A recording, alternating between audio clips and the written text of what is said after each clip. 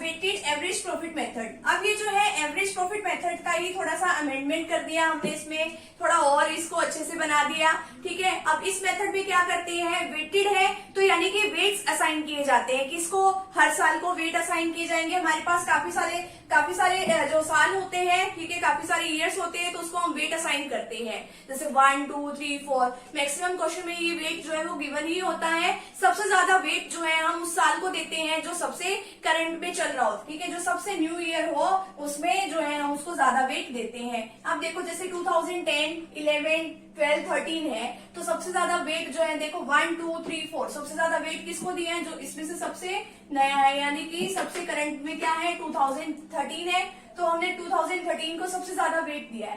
तो इसका तो हमें फॉर्मूला याद करना पड़ेगा। वेटेड एवरेज प्रॉफिट मेथड का क्या फॉर्मूला है, total of products of profit, यानी कि जो भी प्रॉफिट है उसकी हमने क्या करी है, उसका हमने क्या कर दिया, प्रोडक्ट कर दिया। प्रोडक्ट करने का मतलब क्या होता है, multiply divide by total of weights. जो भी हमने हमारे पास वेट्स है उसको हमने क्या कर दिया, उससे डिवाइड कर दिया। आगे इसका गुडविल निकालने का फॉर्मूला क्या है कि जो भी इस कैलकुलेशन जो हमने करी है उसकी हेल्प से हमारे पास क्या है, वेटेड एवरेज प्रॉफिट आया ना, उसको हम number of year of purchase से, ये आपके क्वेश्चन में गिवन होता है, उससे मल्टीप्लाई कर देंगे। अब आपके पास एक क्वेश्चन है, the profit of firm for the last 5 years। अब आपके पास प्रॉफिट है पिछले 5 सालों के। ठीक है, अब इसमें देखो वेट असाइन कर रखे हैं 1 2 3 4 5 ये आपको दे रखा है। 2010 के लिए 1 वेट असाइन किया है, 11 के लिए 2, 12 के लिए 3, 13 के लिए 4 और 14 के लिए 5।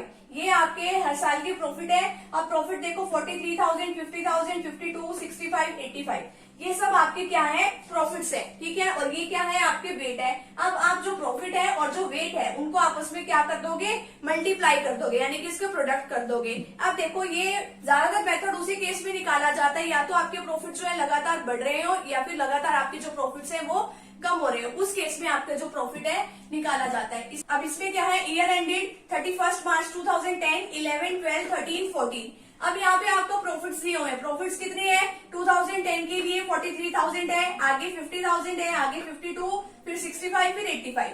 आगे जो वेट असाइन किए गए हैं क्या क्या, 1 2 3 4 5। ठीक है, अब ये नंबर ऑफ वेट जो है, अब आपके पास ये बताया गया है ना कि टोटल ऑफ वेट, कि इन सभी वेट का टोटल कर लो, कितना आ गया 15। अब ऊपर क्या दिया हुआ है, total of product of profit. अब आपके पास ये प्रॉफिट है, अब प्रॉफिट की आपने वेट के साथ क्या कर दी है, प्रोडक्ट। प्रोडक्ट का मतलब क्या है, मल्टीप्लाई। 43,000 की 1 के साथ करी 43,000 आया, 50,000 की 2 के साथ करी 1 लाख, 52,000 की 3 के साथ करी ये कितना है 1,50,000। आगे 65,000 की 4 के साथ करी कितना है 2,60,000। 85,000 की 5 के साथ करी तो कितना आया 4,25,000। अभी हमने इन सभी का क्या कर दिया, प्लस कर दिया, कितना है 9,84,000। ठीक है, ये हमारे पास आ गया। आगे हम क्या करेंगे, इस वैल्यू जो है इसमें पुट कर देंगे, total of product of profit. अब ये जो प्रोडक्ट जो है, प्रॉफिट का हमने प्रोडक्ट कर दिया, आगे इनका हमने क्या कर दिया, टोटल कर दिया। टोटल कितना है 9,84,000 divide by total of weight. Weight का टोटल कितना है हमारे पास 15। अब हमने इसको क्या कर दिया, डिवाइड कर दिया। डिवाइड करने से हमारे पास क्या आया 65,600। ठीक है, इसको डिवाइड करने से आगे गुडविल कैसे निकालते हैं, ये जो वेटेड एवरेज प्रॉफिट आया, ये हमारा वेटेड एवरेज प्रॉफिट ही आया ना 65,600, उसको हम नंबर ऑफ ईयर परचेज से मल्टीप्लाई करते हैं। इस केस में हमें नंबर ऑफ ईयर परचेज कितने दे रखे हैं, calculate the goodwill on the basis of 2 year purchase. ठीक है, 2 year purchase of weighted average profit. तो नंबर ऑफ ईयर परचेज कितने दे रखे हैं 2, तो 2 से मल्टीप्लाई कर देंगे, हमारे पास आ जाएगा 1,31,200। ठीक है, तो ये हमारे पास वेटेड एवरेज प्रॉफिट मेथड भी हो गया। ठीक है, तो फटाफट से आप यहाँ तक का स्क्रीनशॉट ले लीजिए, आगे का जो पार्ट है वो भी हम डिस्कस कर लेते हैं।